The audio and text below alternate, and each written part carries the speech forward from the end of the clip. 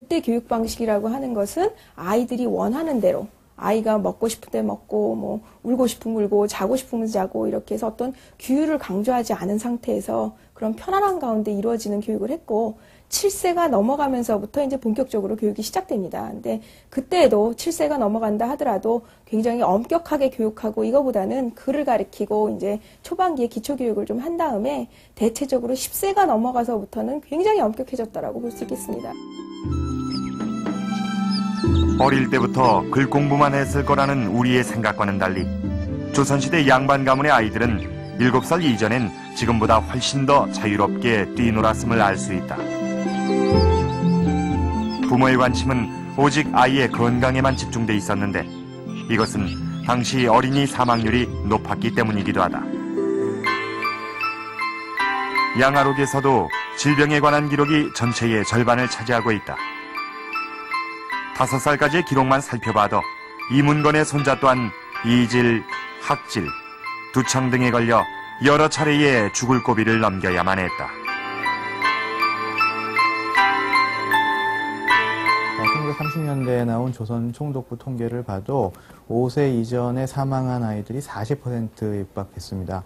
당시의 자료는 없지만은 여러 가지 기록들을 참조해 볼 때 적어도 절반 정도의 어린이들은 태어난 지 5살 이전에 사망하지 않았을까 그렇게 생각이 듭니다.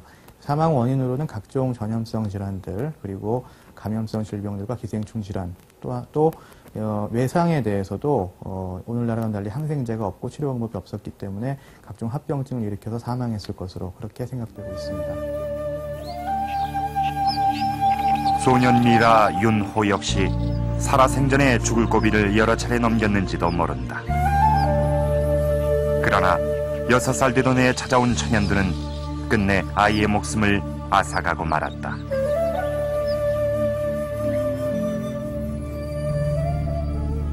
그로부터 300여 년, 6살 박이 소년 미라는 끝날 것 같지 않았던 기나긴 잠에서 깨어나 우리 곁으로 왔다. 그리고 그의 죽음과 함께 묻혔던 5해의 짧은 삶과 그의 부모의 애절한 사랑 또한 함께 되살아나고 있다.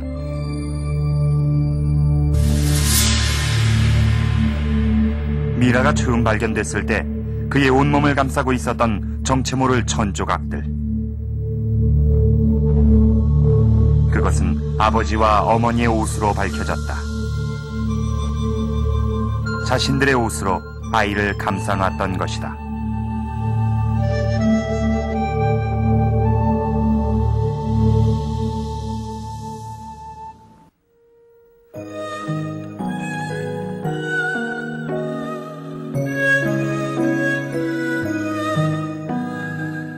아이가 죽자 그 아비는 자신의 옷을 찢어 바닥에 깔았다.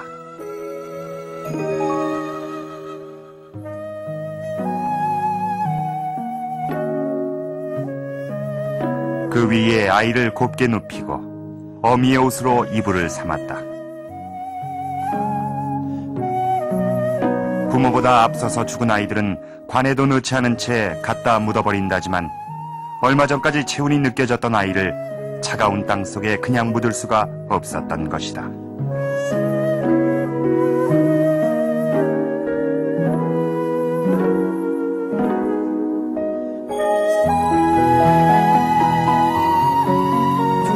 아프지 않을 그런 어린 아이를 차디찬 땅 속에 넣는다는 부모의 그런 심정은 400년 전이나 지금이나 다르지 않겠죠. 어쨌든 이불이나 이런 옷들을 대신해서 체온이 담겨있는 부모의 옷을 사방 이렇게 여러 겹으로 싸줬다는 거는 글쎄요.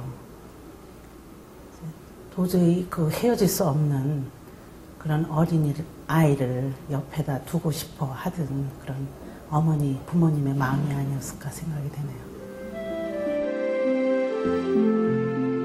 300여 년이란 시간은 부모의 옷자락에 남아있던 고운 색깔이며 문양들을 지워버릴 만큼 길고도 아득한 것이었다. 그러나 부모의 옷 속에 감싸져 있던 아이는 죽을 때의 모습 그대로 남겨졌다. 그것은 죽음도 갈라놓을 수 없었던 자식에 대한 부모의 애절한 사랑 때문이었는지도 모른다.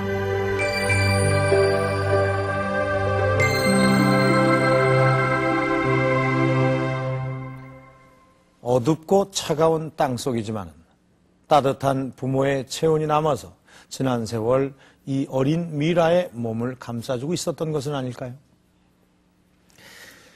오늘 우리는 이 현대 의학의 힘을 빌어서 300여 년 전에 죽은 이 5살박이 소년의 사인을 밝혀냈습니다. 그리고 그의 짧았던 삶과 죽음, 그리고 가족들의 애틋한 사랑도 만나볼 수 있었습니다.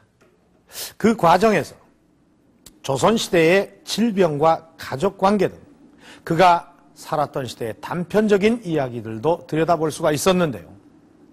이처럼 이 미라는 자신이 살았던 시대를 몸으로 보여주고 있는 또 하나의 타임캡슐인지도 모릅니다.